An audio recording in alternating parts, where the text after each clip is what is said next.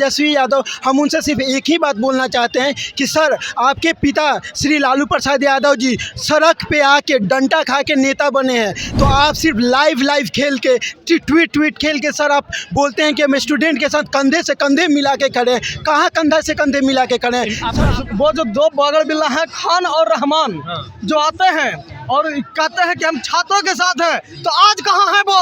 आज क्यों नहीं आ रहे? छात्रों के साथ है तो वो सुर्खियाँ बटोरने आते हैं अपने कोचिंग के लिए। वही दो बगड़ बिल्ला जो हैं वही नॉर्मलाइजेशन का समर्थन करते हैं और फिर कहते हैं, बात से पलट जाते हैं, पलटी मारते हैं। एकदम पूरे पेपर रद्द होने चाहिए, एक साथ एग्जाम होना चाहिए और ट्रांसपेरेंसी के साथ होना चाहिए एग्जाम। बापू परीक्षा हॉल में ये आपका काम था कि मैनेजमेंट देना, और आप मैनेज नहीं कर पा रहे थे, तो उनका ठिकरा हम पे क्यों फोड़ा जा रहा है? नमस्कार, फर्स्ट ईयर झारखंड देख रहे हैं आप। मैं हूं आपके साथ सदन सिंह। 17वें बीपीएससी को लेकर, पुनः परीक्षा को लेकर लगातार जो अभ्यर्थी हैं सड़क पर उतरे हुए हैं। सुबह से शाम हो चुका है, शाम से रात हो चुका है। अब तक इन लोगों से कोई मुलाकात भी करने के लिए नहीं आए। अपनी मांगों को लेकर प्रदर्शन कर रहे हैं और इनका ये मांग है कि 17वें बीपीएससी का जो 13 दिसंबर को परीक्षा हुआ है वो पुनः परीक्षा हो, क्योंकि एक सेंटर का परीक्षा कैंसिल हुआ है। तमाम सेंटर की भी बात सामने आ रही है। हमारे साथ तमाम अभ्यर्थी, हम बातचीत करेंगे। पहले तो क्या नाम हुआ आपका? मेरा नाम चंदन कुमार हुआ। रात हो चुका है, कहाँ से आए हैं? मैं तो फिलहाल जो है ना रहता हूँ SK पुरी, वहाँ से आया हूँ, लेकिन मैं ओरिजिनली बिलोंग करता हूँ औरंगाबाद जिला से। औरंगाबाद से। लग रहा है बात मानी जाएगी आप लोगों की? रात हो, लेकिन उम्मीद है कि बात मानी जाएगी। उम्मीद पे दुनिया कायम है, लेकिन यहाँ कायम लग रहा है। देखिए, हुआ क्या था ना कि 6 तारीख को भी लोग 6 तारीख को भी जो है ना चेयरमैन साहब जो है बोल रहे थे कि जो मैं मतलब नॉर्मलाइजेशन को लेकर जो है ना मैं फॉर्मली नहीं बोला हूँ, तो मैं इसको वापस नहीं लूँगा। लेकिन प्रोटेस्ट हुआ, सरकार झुकी और लास्टली जो है ना चेयरमैन को जो है नोटिफिकेशन निकालना पड़ा कि हाँ, हम नॉर्मलाइजेशन लागू नहीं करते हैं। तो ऐसा नहीं है, यही प्रोटेस्ट जो है ना दिन पे दिन जो है 2-3 दिन के बाद और थोड़ा सा मतलब उग्र होने वाला, बड़ा रूप लेगा ये। बड़ा रूप लेगा। और हमें पूरा उम्मीद है कि चाहे तो सीएम नीतीश कुमार, चाहे तो चेयरमैन, दोनों मिल के, चाहे तो इंडिविजुअली इसको जो है मतलब री एग्जाम करवाने में सफल हो जाएंगे। री एग्जाम होगा, लग रहा है आपको? सर, हम लोगों के बीपीएससी चेयरमैन से कोई आशा नहीं बची है। अब हम लोगों की सिर्फ और सिर्फ निगाहें, आशा भरी निगाहें देख रहे तो हमारे मुख्यमंत्री जो नीतीश कुमार जी हैं उन्हीं की तरफ है। 60 से पहले भी नीतीश कुमार ने स्टूडेंट को मांग सुनते हुए हम लोगों का सोल्यूशन निकाला था। तो इस बार भी आशा है कि नीतीश कुमार हम लोगों की बातें सुनेंगे और हम लोगों का री एग्ज़ाम का जो मांग है उसको पूरी करेंगे। हम और हमारे जो नेता हैं तो अपोजिशन के तेजस्वी यादव, हम उनसे सिर्फ एक ही बात बोलना चाहते हैं कि सर, आपके पिता श्री लालू प्रसाद यादव जी सड़क पे आके डंडा खा के नेता बने हैं, तो आप सिर्फ लाइव खेल के ट्वीट खेल के सर आप बोलते हैं कि हम स्टूडेंट के साथ कंधे से कंधे मिला के खड़े हैं। कहाँ कंधा से कंधे मिला के खड़े हैं? आपका कहने का तात्पर्य है कि तेजस्वी को यहाँ आना चाहिए? जी, हम लोगों के मेरा यही मांग है कि सर आप आइए। हम लोगों को कड़ाके की ठंड में प्रशासन के द्वारा लाइट काट ली गई है। हम लोग मच्छर कटवा रहे हैं। लड़कियां देखिए सर, कितनी लड़कियां अभी बैठी हुई है। सर, अगर आप हम लोग की मांग ऊपर तक नहीं पहुंचाएंगे तो हम लोग की मांग कौन रखेगा? क्या नाम है आपका? मेरा नाम निकेत कुमार शर्मा। मैं आज अभी दिल्ली से आया हूँ, दिल्ली से आया इस प्रोटेस्ट में शामिल होने के लिए। 17वें बीपीएससी की परीक्षा दिया हूँ मैं। मुजफ्फरपुर मेरा सेंटर था। मेरी पेपर 7 मिनट देरी से मिली और 5 मिनट पहले ले लिया गया, और मैंने उसका विरोध किया तो बोलेगा कि अगर तुम ज़्यादा बोलोगे तो तुमको एग्जाम से निकाल दिया जाएगा। मुझे धमकी मिली। धमकी मिली आपको? यस। आपने एग्जाम देके 13 दिसंबर को आप फिर वापस दिल्ली में चला गया था। आज प्रोटेस्ट में शामिल होने के लिए मैं 2 घंटे पहले आया। 2 घंटा पहले दिल्ली से आए हुए। क्या नाम बोले आप? मेरा नाम निकेत शर्मा। निकेत शर्मा। क्या कहेंगे? लग रहा है अभी बात सुने जाएंगे। एक चीज़ क्लियर कर दो, क्रिस्टल क्लियर, कि ये जो भी एग्ज़ाम हम लोग ने बीपीएससी दिया, बिल्कुल इसमें कोई ट्रांसपेरेंसी नहीं है। सो अगर आयोग ये डिसाइड कर रहा है कि मैं एग्ज़ाम दोबारा लूँगा, तो ये पॉसिबल ही नहीं है कि हम सबके साथ न्याय होगा, जस्टिस होगा। It will be very difficult to understand how they will decide the result. It's very difficult. तो हम लोग चाह रहे हैं कि ये इसको री एग्ज़ाम कराया जाए, ताकि, और देखिए गवर्नमेंट जहाँ तक नीतीश कुमार की बात है, उन्हें इस एग्ज़ाम ये एग्ज़ाम है, ये बिहार की बहुत प्रेस्टिजियस एग्ज़ाम है, तो नीतीश कुमार को संज्ञान लेके इसे जल्द से जल्द इसका सॉल्यूशन निकालना चाहिए।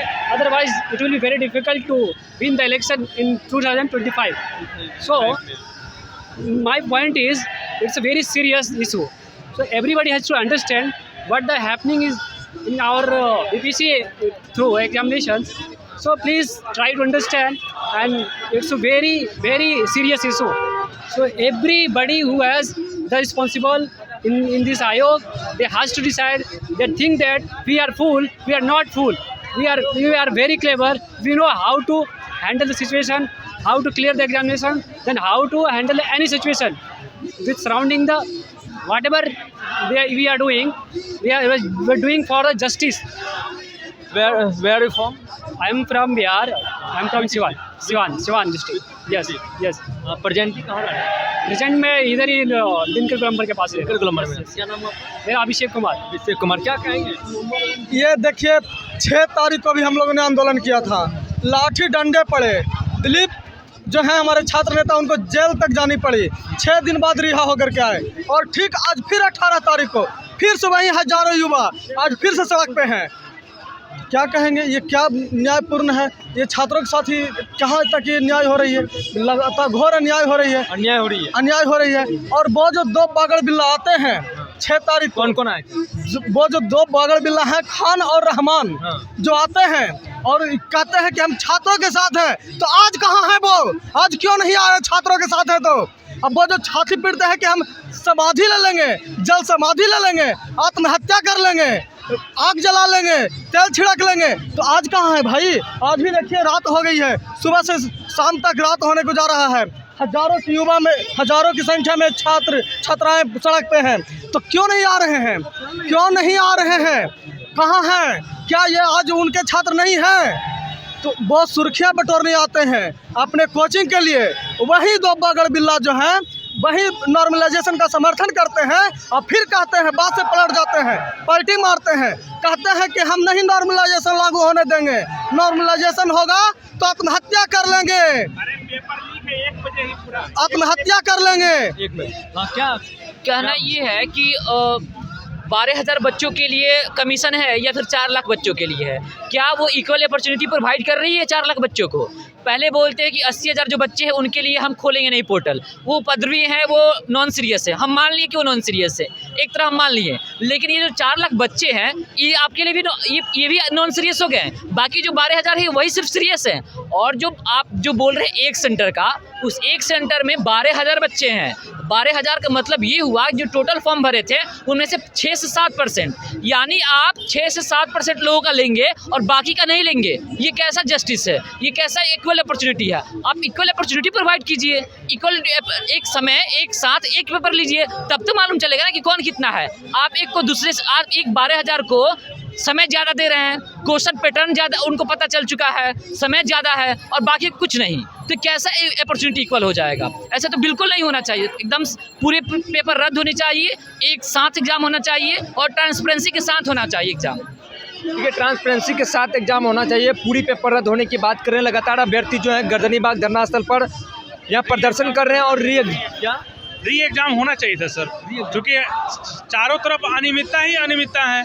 हम कैसे विश्वास कर सकते हैं कि 12,000 बच्चा के साथ भी जो एग्जाम हो रहा है उसके साथ भी न्याय ही होगा? हर सेंटर पे ना अलग अलग। इससे पहले 66वीं का जब पेपर कैंसिल हुआ था औरंगाबाद में, उस टाइम वहाँ के सेंटर से 0 रिजल्ट हुआ है। आप उठा करके RTI का डाटा देख लीजिए, आयोग को शायद नहीं पता है। अपनी मांगे बस साइंटिफिक रख रहे हैं, रीजनेबल रख रहे हैं। रीजनेबल इस मोड़ पे, मतलब इस एंगल से कि ये 12,000 जो छात्र होंगे और जो 4 लाख जो छात्र, 3.5 लाख जो छात्र हैं, क्या आप इसको इक्वल अपॉर्चुनिटी प्रोवाइड कर रहे हैं? हाँ या ना? अगर आप नहीं कर रहे हैं तो पूरा री एग्जाम लीजिए, अगर नहीं कर रहे हैं तो आपको री एग्जाम लेना ही होगा, क्योंकि पब्लिक जो एग्जाम्स होती हैं उनमें इक्वल अपॉर्चुनिटी का प्रावधान है। अगर आप इक्वल अपॉर्चुनिटी नहीं दे रहे हैं, अगर आप दूसरे को 12,000 बच्चों को अलग से एग्जाम ले रहे हैं, 3 लाख 3.5 लाख को अलग से एग्जाम ले रहे हैं, वो भी अपने फेल्यूर के कारण। आप जो बापू परीक्षा हॉल में, ये आपका काम था कि मैनेजमेंट देना, और आप मैनेज नहीं कर पा रहे थे, तो उनका ठिकरा हम पे क्यों फोड़ा जा रहा है? आपकी गलती हम क्यों भोगे? आपकी जो गलती है उसकी सजा हम लोगों को क्यों मिले? तो इक्वल अपॉर्चुनिटी तभी होगी जब एक साथ छात्र बैठेंगे और एक पेपर देंगे और एक दिन में। पनोरमा ग्रुप, जो सोचता है वो करता है। ये लो मुंह मीठा करो, आज मैंने अपना जॉब छोड़ दिया, अब हम पूर्णिया वापस जाएंगे। जॉब छोड़ दिया है? मतलब ये घर कैसे चलेगा? हम करेंगे क्या? और माँ बाबूजी क्या बोलेंगे? इसलिए मैं एक और मिठाई का डब्बा लाया, अपने बिजनेस के लिए लोन अप्रूव हो गया। अरे लोन अप्रूव हो गया वो तो ठीक है, लेकिन पूर्णिया में हम रहेंगे कहाँ? अपना घर भी तो नहीं है वहाँ। इसलिए तो एक और मिठाई का डब्बा अलग से लाया हूँ, हमने पूर्णिया में घर ले लिया है। पूर्णिया के ई होम्स पैनोरमा में। पूर्णिया में पैनोरमा ग्रुप लेकर आए हैं ई होम्स पैनोरमा। बड़ा घर, आलीशान जिंदगी और अत्याधुनिक सुविधाओं के संग। अरे अरे, अब क्यों मुंह मीठा करवा रही हो? क्योंकि हम घर वापसी जो कर रहे हैं। घर वापसी की खुशी पूर्णिया में ई होम्स पैनोरमा के संग। E homes panorama, luxurious lifestyle redefined.